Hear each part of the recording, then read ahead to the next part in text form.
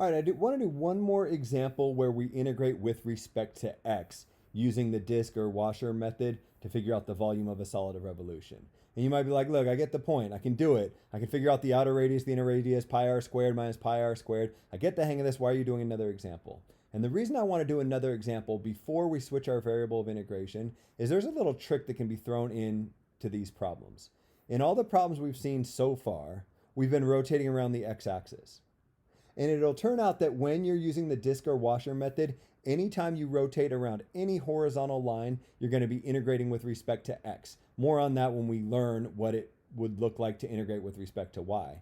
But the point is just that the x-axis is not the only horizontal line.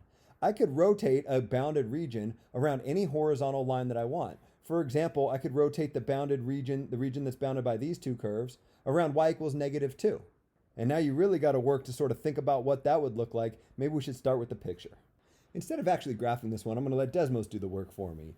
So y equals 1 over x is this graph in red. It's this discontinuous graph, but it'll only end up being the positive side that we're interested in because we're looking for the region that's bounded by that graph and this straight line, y equals -2/3 x plus 7/3. Those were the two functions given to us up here. And what we're going to do is first find the region bounded by those curves, and then we're going to rotate it around y equals -2. So the region bounded by these curves, we're talking about this little region in here. And then y equals -2, that's this horizontal line down here. So we're going to take this region and we're going to wrap it around this thing here. That's a lot harder to see. This is going to jump all the way down here. We're going to have a much bigger, I don't know, tube, I guess is the way to think about it. A tube that is, if you're walking from left to right through this tube, kind of getting skinnier and skinnier, I guess is a way to think about it. If you can visualize what this shape would look like, this bounded region rotated around this line, that's especially impressive. At any rate, if we're going to find the volume of that region, I guess we need to know where to integrate to and from. So we need to figure out the bounds of this region. You can kind of just look at Desmos and figure out what those bounds are. It looks like they're at these 2 points. But maybe we should show algebraically how we can come up with those. Then those will be our bounds of integration. Then we can come up with the formula for the area of each cross section, which is itself a washer. And then we'll have our answer. So first, let's figure out when these two curves intersect each other. I guess they're going to intersect each other if 1 over x equals -2/3 x plus 7/3. So how would I solve this equation? Well, it'd be nice if I didn't have so many fractions. Maybe I could multiply both sides of the equation by 3x. That'll get rid of all the fractions. The 3x and the x, I can cancel out the x's and be left with just 3 over here. A 3x over here, the 3's would cancel, and I'd be left with -2x squared. A 3x over here, again, the 3's would cancel, and I'd be left with 7x. And then to solve this quadratic trinomial, maybe I set it equal to 0 and I factor. So let's add everything over to the left so our leading coefficient is positive. I get 2x squared minus 7x plus 3 equals 0.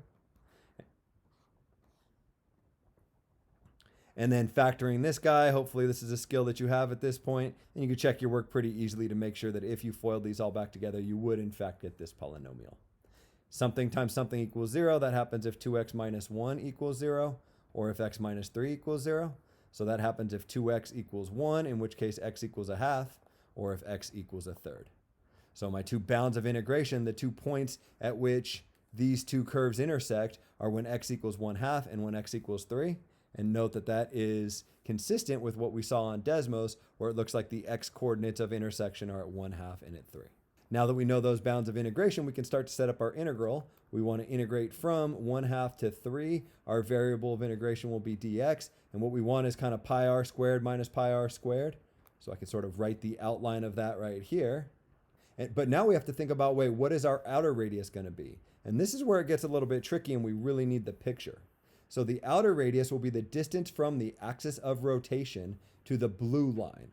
Right? If we take this bounded region and wrap it around this green line, the outer radius will be from here to here. So how far is it from here to here? Well, from the axis up to blue, we have an expression, namely -2/3 x plus 7/3, that represents this distance for any x value in here.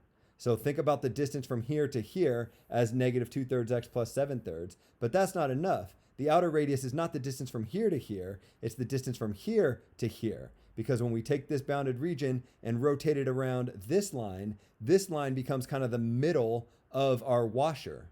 and the radius goes from the middle to the edge of our circle, what I'm trying to say is the radius is going to be this plus an additional 2 right here.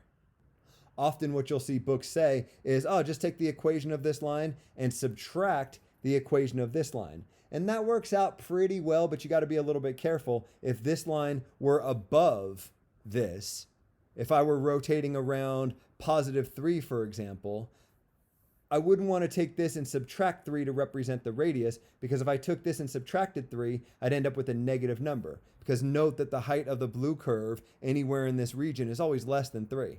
So what I'd really want to do is take 3 and subtract this curve rather than taking this curve and subtracting 3 if I were rotating around the line y equals 3. It turns out you get the same answer because in the formula the radius gets squared. So it doesn't matter if you're coming up with a negative number or a positive number for the radius, which is why some books give you that kind of shortcut. But what you'll see is in the next section, it does matter if your radius is negative or positive. So I feel like it's good to get good habits early on. I think to get your radius, it's better just to think about it. The distance from the axis to the blue curve is given by this blue equation.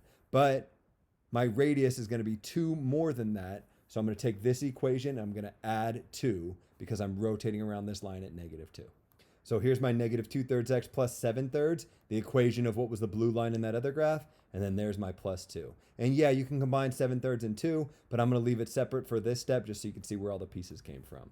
Similar logic allows us to figure out our inner radius.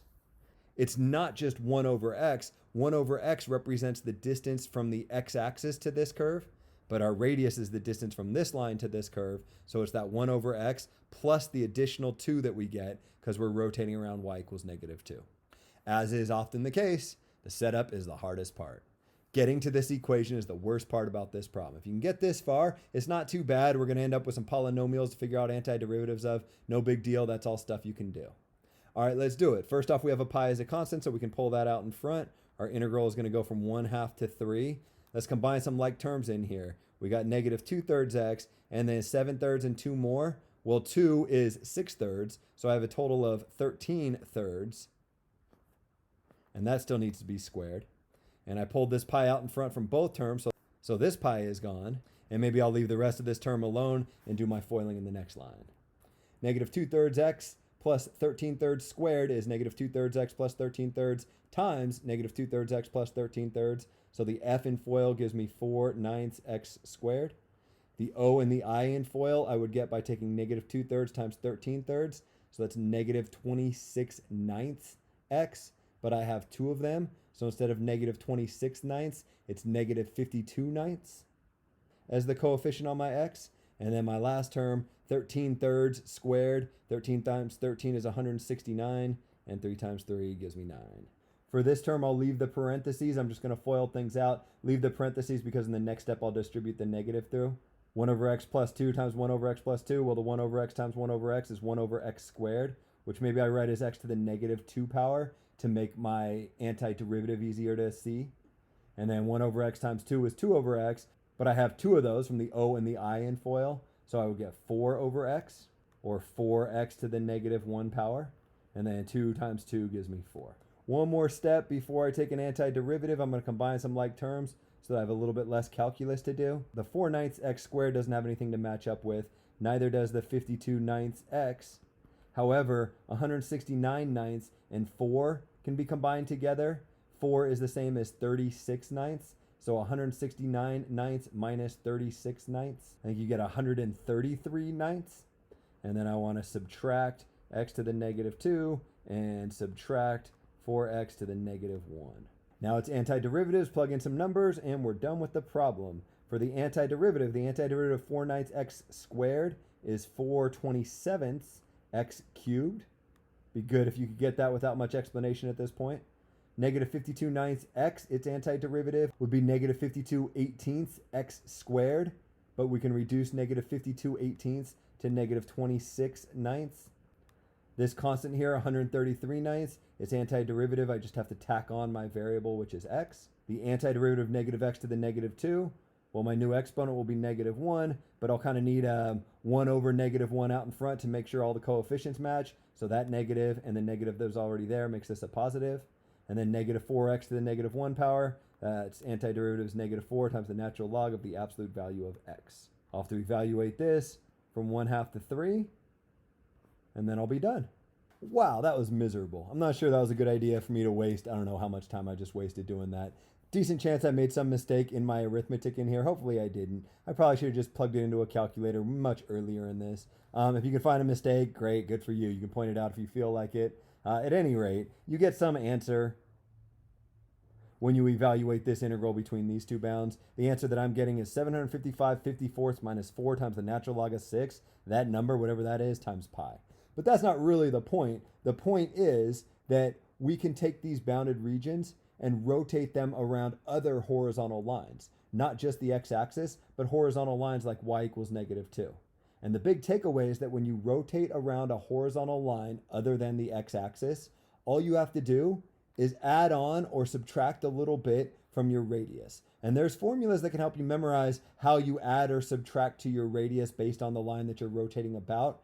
But there's ways to give you a problem that'll kind of mess up those formulas. And I think it's in your best interest to just kind of look at the graph, something that I'll always provide you with, and understand how this expression represents the outer radius and this expression represents the inner radius. That is more than enough on this example.